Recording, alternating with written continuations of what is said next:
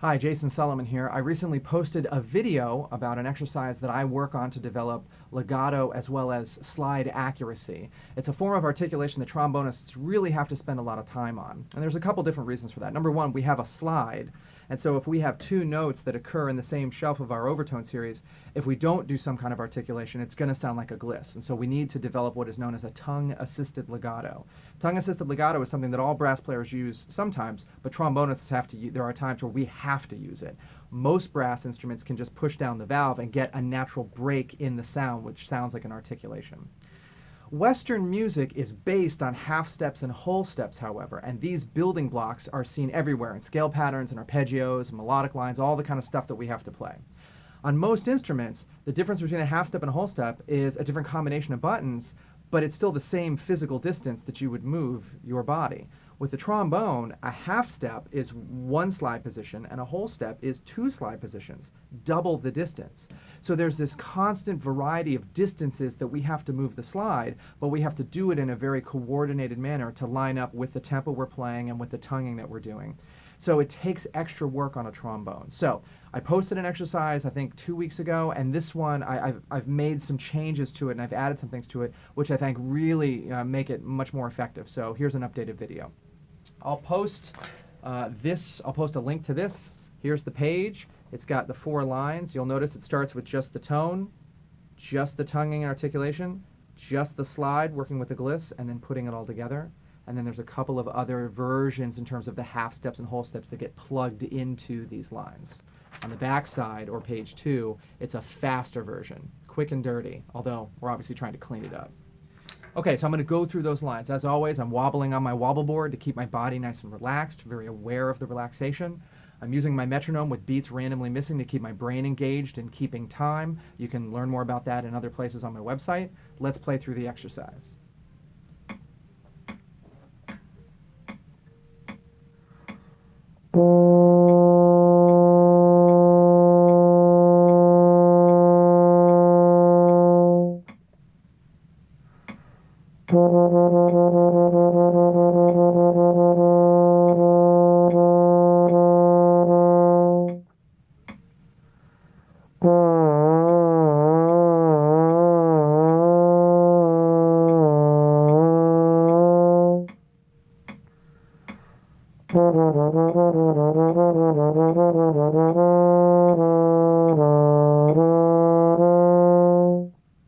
So that's the 4 lines.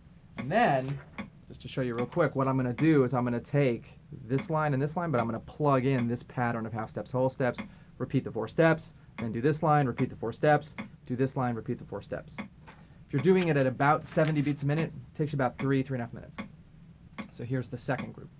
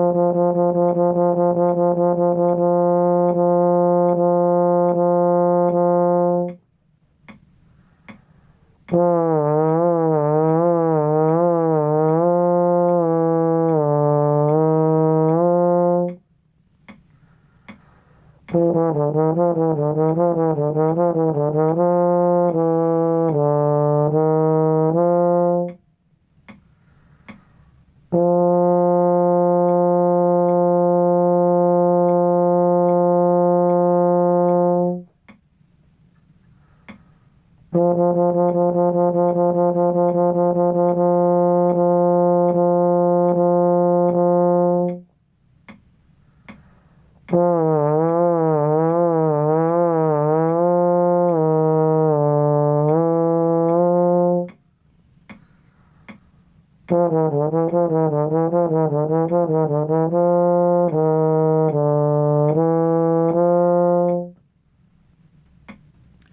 that's those 4 lines, just the tone, just the tongue, just the slide, and then putting it all together. In each of those 4 melodic patterns, which has a different combination of half steps and whole steps.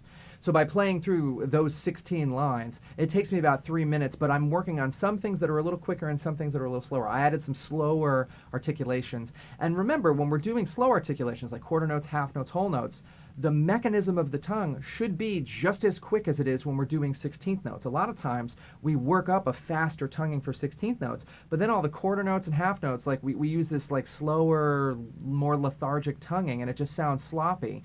The way that you develop that is you work the fast articulation and then you apply it to the slower notes, and that's why I put the slower notes on the end.